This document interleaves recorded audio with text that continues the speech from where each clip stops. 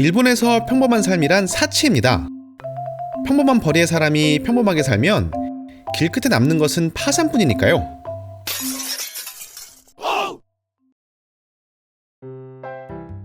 후생노동성이 발표한 국민생활기초조사의 개요에 의하면 일본의 평균 가구 소득은 가구주의 연령에 따라 변화합니다.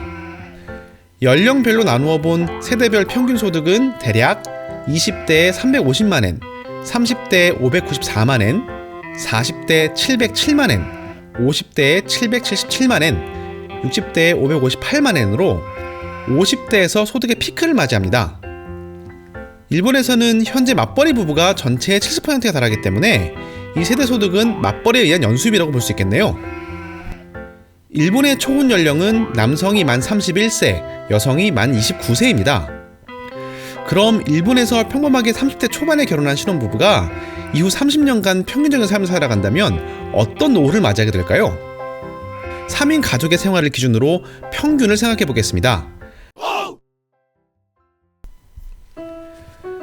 평균적인 생활에 드는 비용은 여러 가지가 있겠지만 우선은 생활비, 주거비, 교육비, 자동차 이 4가지 항목을 가지고 일본의 평균적인 생활에 대해 알아보겠습니다.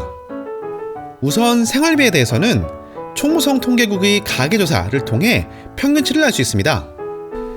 해당 통계에 따르면 아이가 1명 있는 3인 가구의 경우 맞벌이 가구의 지출은 22만 3천엔, 전업주부 가구의 지출은 21만 6천엔으로 나타났습니다.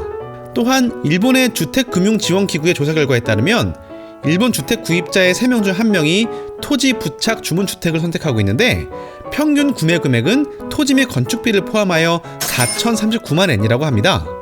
일본의 평균 자동차 소유 대수는 한 세대에 1.064대이며 신차를 사서 신차로 바꿔 타는 경우가 51%, 평균 구입 가격은 약 298만엔, 평균 보유기간은 7.1년이라고 하네요.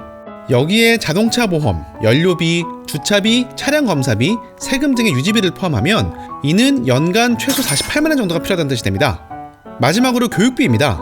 여기에서는 아이를 1명만 낳아 키우는 경우에 대해 생각해 보겠습니다.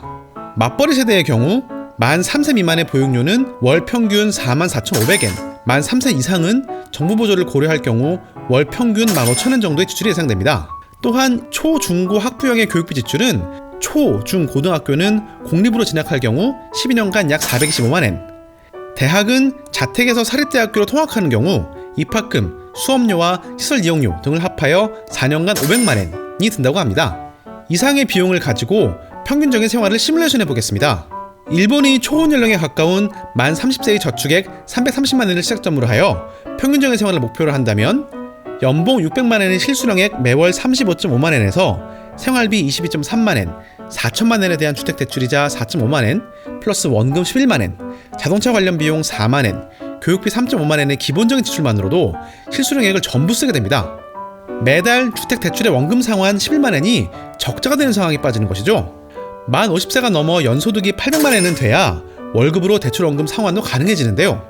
이때는 아이가 대학교에 들어가기 때문에 4년간 500만엔의 교육비가 지출되면서 적자폭이 더 커지게 되는 거죠. 60세 정년까지 일한 다음 만기 퇴직해서 퇴직금 2천만엔을 받을 수 있다면 노후 준비가 가능합니다만 혹시 회사가 도산하거나 정년 전에 해고당한다고 하면 이 가족은 완전히 파산하게 될 것입니다.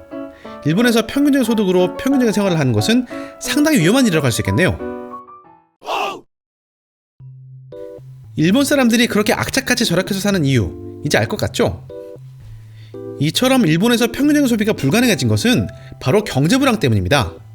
한국과는 달리 일본에서는 부동산이나 주식 투자를 통해 재산을 불리기가 힘들기 때문에 한번 빚을 지면 원금을 고스란히 월급만으로 갚아야 하는 것이죠. 게다가 불경기로 임금은 조금씩 하락하는 와중에 세금과 사회보장료만 높아지고 있으니 일본 서민들에게는 살아남기 위해서 더 많이 절약하는 것 말고는 별다른 대안이 없습니다. 한국 경제도 팬데믹 사태 이후 금리 인상과 경기 불황이 예고되고 있는데 다들 준비는 되셨나요? 한국도 경제성장률 1%대의 시대를 맞이했습니다.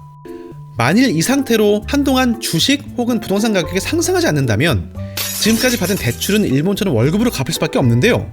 현금 확보와 다운사이징 잊지 않으셨으면 좋겠습니다. 좋은 하루 되세요.